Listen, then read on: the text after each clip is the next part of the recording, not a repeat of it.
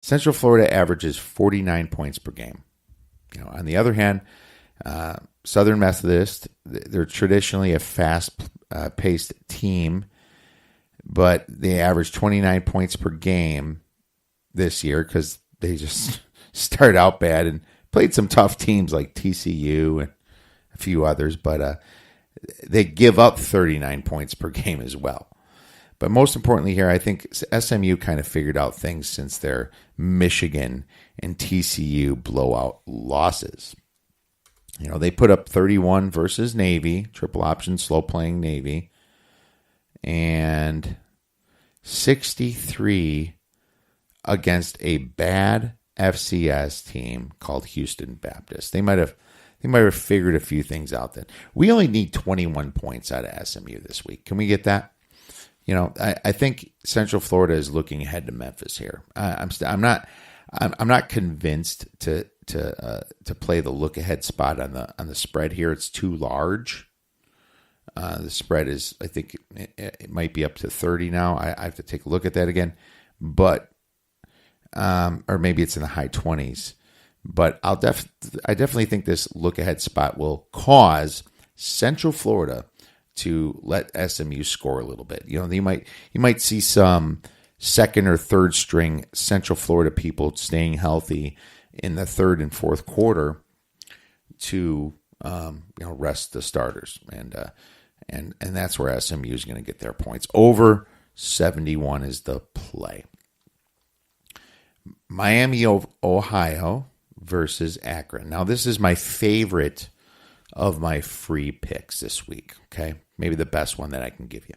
Miami of Ohio is not a good team this year. They're not. It isn't hard to see this when they are averaging 5.1 yards per play against some pretty bad teams. The Redbirds are giving up 5.2 yards per play against this pretty weak schedule. The likes of Marshall, Western Michigan, Minnesota, Bowling Green. Minnesota's decent. Western Michigan is meh. Marshall, pretty good, but not in the top 50, Bowling Green is maybe like one of the worst in the league. Akron, on the other hand, has played much improved, a much harder schedule, actually, and I think they improved a lot since last year. Tasting that big victory against Northwestern, they beat the Wildcats this year. They played well in the letdown spot against Iowa State. They lost by 10 or 13 points there, but it was a bad spot for them, and they kind of stayed in the game. The Zips are coming off a bye, okay, in this spot. And the Red Hawks are still hurting over that close game they played against Western Michigan at home. They lost by 1 point. This team is tired. Forget that Akron's averaging 5.4 yards per play against this pretty tough schedule. This game's more about defense, and where the Zips are only giving up 4.45 yards per play and 2.6 yards per rush. So the power rankings say Akron by about 10 points here. That's my power rankings. They say Akron by 10. They're playing at home. I'm laying the 3.5. It's too small. It's my top free play of the week. All right, some of our premium plays for members are Oregon State versus Washington State, Georgia Tech versus Louisville, Tulsa versus Houston, and Cal versus Arizona. A couple other quick plays I want to mention that we're going to give out. Wisconsin minus 20.5. We're taking hosting Nebraska. What do we say? When bad teams play fast, they lose fast. That's what we say. Okay. You see with all this Nebraska games, you've seen this, and Wake Forest and UConn. These teams play very fast, and then they get just boat race. They get the run up on. So you saw this when Nebraska played Michigan, when they just played Purdue. We were killing those overs. Wisconsin's coming off a bye, and they get some injured players back, like their best pass rusher, Van Ginkel. like I said, expect a big boat race here. I even lean to the over. It's been bet up to 57. My only worry here is Wisconsin does play a little slow, and Nebraska might not score much. So, what if Nebraska only comes out with 3 points? It's a night game in Wisconsin. Okay. Very tough atmosphere for them. USF versus UMass, plus 14. South Florida is fake news. They should have lost to Georgia Tech and barely lost to Illinois.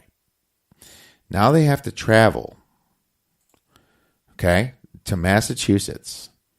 And now Ford is healthier now at Massachusetts. South Florida has 2 running backs that are questionable for this game, 2 of their star running backs.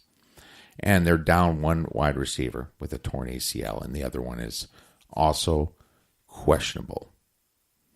I think UMass at home is going to cover this 14, and I'm actually playing kind of a contrarian on this. I think some of the sharps hit South Florida, but I believe that they've been lucked out until now, and UMass has a shot at home to, go out and make a statement.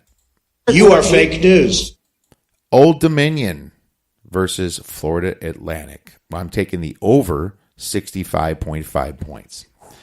Florida Atlantic plays pretty fast football, and they're dying for a win after losing 2 in a row. Okay, Old Dominion has stepped it up the last 2 games versus Virginia Tech and East Carolina, scoring an average of 42 points versus those opponents the last couple weeks. Blake LaRussa has been looking good, throwing 2 TDs versus East Carolina, and of course the 495-yard and 4 TD performance versus Virginia Tech when they played out of their minds. But still, I expect a shootout here. And did I mention that both these defenses allow over 36 points per game and 6.3 yards per play? Both of these defenses are garbage. So I really like over 65.5 Old Dominion versus Florida Atlantic.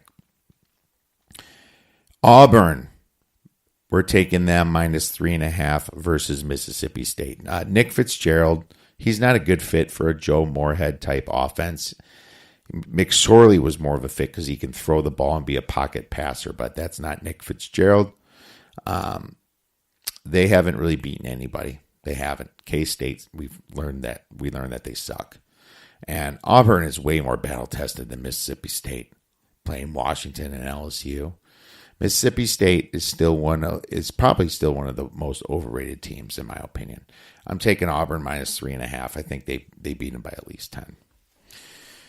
Now to get into the sharp line report. Middle Tennessee State at Marshall. 38% of the tickets are on Middle Tennessee State. 67% of the money on Middle Tennessee State. 29% difference, moving the line from plus 7.5 to plus 6. Mizzou at South Carolina. 53% of the bets are on Mizzou, but 78% of the money is on Mizzou at plus 1. Maryland at Michigan. 50% of the tickets on Maryland, but 71% of the money is on Maryland. Moved it from 17.5 to plus 17. We're on that game. Northern Illinois at Ball State. 51% of the tickets are on Ball State, but 82% of the money is on Ball State. Moved it from plus 5 to plus 3. San Diego State at Boise State, the Smurf Turf. Plus 15 down to plus 14. San Diego State, 42% of the tickets are on San Diego State, but 85% of the money is on San Diego State. So there's some people that seriously like San Diego State there. That's a pretty large discrepancy. South Florida versus Massachusetts. We're on Massachusetts, but 86% of the tickets are on South Florida and 89% of the money. So that's kind of Both sides are on South Florida here, so we'll see if we can eke this one out. Miami of Ohio, 40% of the tickets are on Miami of Ohio at Akron, but only 30% of the money. So that shows there's a little sharp side on our Akron bet. Then here's a big one. Iowa State at Oklahoma State. 46% of the bets are on Iowa State, but 75% of the money is on Iowa State, and that moved the line from 10.5 to 10.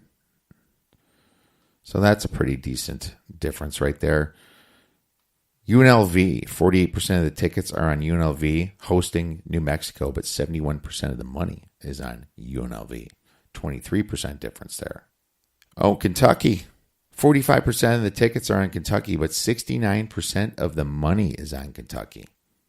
Moving it from plus 6.5 to plus 5.5. 24% difference. So we're on line with the money on this one. Then you have UConn at Memphis. 70% of the tickets are on Memphis, but 94% of the money is on Memphis. Kind of two-way action right here. Everyone loves Memphis, and that moved the spread from 31.5 to minus 35. 24% difference between the tickets and the money. North Texas at UTEP. 69% of the tickets are on North Texas, but only 38% of the money is on North Texas. Who's betting UTEP, man? Normally the sharps are on North Texas, so that's interesting. Probably because his spread was at 25.5. That's a pretty big spread. Then you have, Georgia against Vandy. 53% of the tickets are on Georgia, but 86% of the money is on Georgia at minus 26. And that's probably all the main sharp movement for the sides. Let's get into the totals. You have Tulsa at Houston. Tulsa, it was at 62% of the tickets are on the over, but 91% of the money's on the over. That thing went from 67.5 to 71. 29% difference. Now, my problem with Tulsa is I'm not sure how much they can score. They play fast, but they don't score much. We'll see what happens there. Middle Tennessee State at Marshall. 42% of the tickets are on the over, but 87% of the money is on the over. Over 52. Illinois at Rutgers. 90% is on the over of tickets, but 61% of the money is on the over. So significant interest in the under, moving it from 52 to 50.5. And then we have Texas at Oklahoma.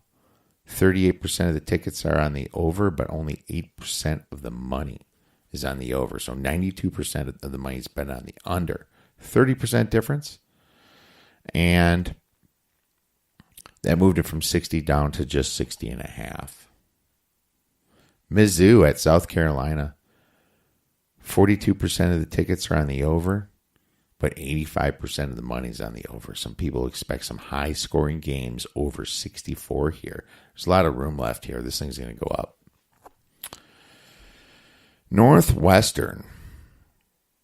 44% of the tickets are on the over at Michigan State, but only 15% of the money is on the over. So 85% of the money is on the under, moving it down from 48 all the way down to 44.5.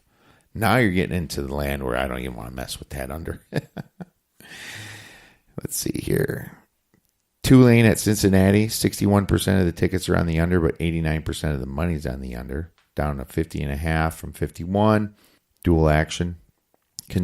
Kansas.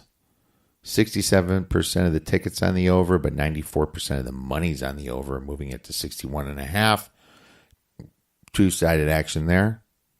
Eastern Michigan at Western Michigan. 59% of the tickets are on the under, but 98% of the money is on the under, moving it from 61 down to 59.